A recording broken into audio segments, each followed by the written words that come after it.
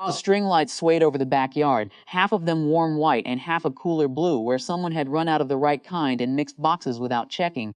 Paper plates bent under barbecue weight. Someone's father-in-law kept refilling plastic flutes of Prosecco like the bottle owed him money. Wren stood near the dessert table, holding a glass she wasn't drinking, when her stepmother's voice cut through the party noise, pitched just a fraction too loud to be accidental. Honestly, out of all of them, she's the disappointment.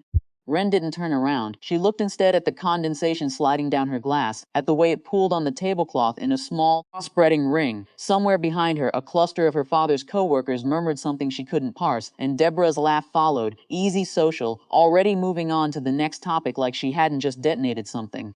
In her coat pocket, folded soft at the creases from being handled too many times, was a photograph the size of a playing card, her and her mother on a dock somewhere, both squinting into the sun, Wren maybe 6 years old. She hadn't told anyone she'd started carrying it again.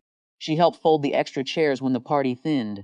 She hugged her father goodbye at the gate, his tie loosened, his face pink and pleased in a way she hadn't seen in years. 31 years at the county surveyor's office, done now whatever came next his to choose. She told him she was proud of him, she meant it. She drove home with the radio off, the highway lights strobing across the windshield in a rhythm that matched nothing. She had heard some version of that sentence before, not always aloud. Sometimes it arrived dressed as a compliment to someone else. Her stepsister's law degree mentioned at Thanksgiving, at Easter, at the kind of gatherings where comparison could be delivered with a smile and no one was allowed to call it what it was. The calls with her mother had started 11 weeks earlier, tentative as a hand extended in the dark. The first one had lasted 4 minutes and ended in both of them apologizing for things that weren't clearly anyone's fault. By the sixth call, they'd found a rhythm.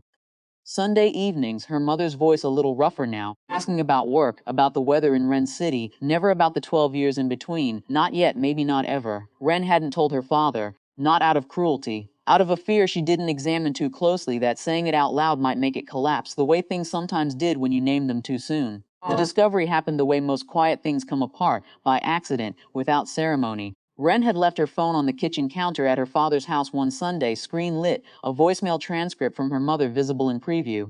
Just wanted to hear your voice, call when. Her father saw it while reaching for his keys. He didn't say anything at first. He picked up the phone, looked longer than the message required, and set it back down exactly where it had been.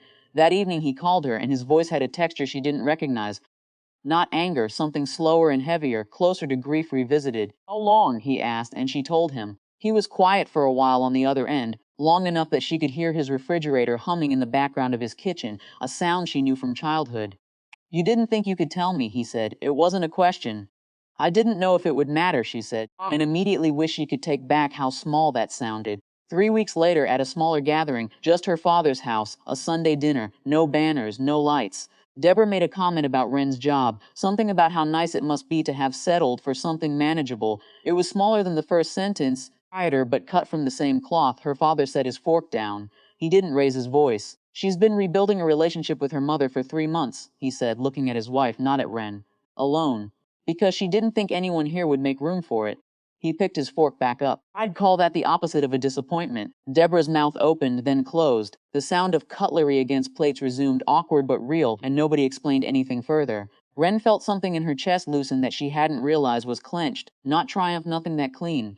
Just release. The kind that comes after holding a breath so long you'd forgotten you were holding it. That night, back in her apartment, she called her mother the way she did every Sunday. They talked about nothing important, a leak under the mother's kitchen sink, a recipe for lentil soup neither of them would probably make. Before hanging up, Carmen walked to her window and set the photograph upright against the glass, no longer folded, no longer hidden in a pocket meant for things you weren't ready to show anyone. It wasn't proof of anything resolved. Her father and Deborah's marriage would go on, complicated as it had always been. Her mother might still someday disappear again the way she once had, but the photograph stayed upright on the sill through the night, catching the streetlight at an angle that made the dock, the sun, the 6-year-old squinting into the camera, look almost like they were still there waiting to be seen.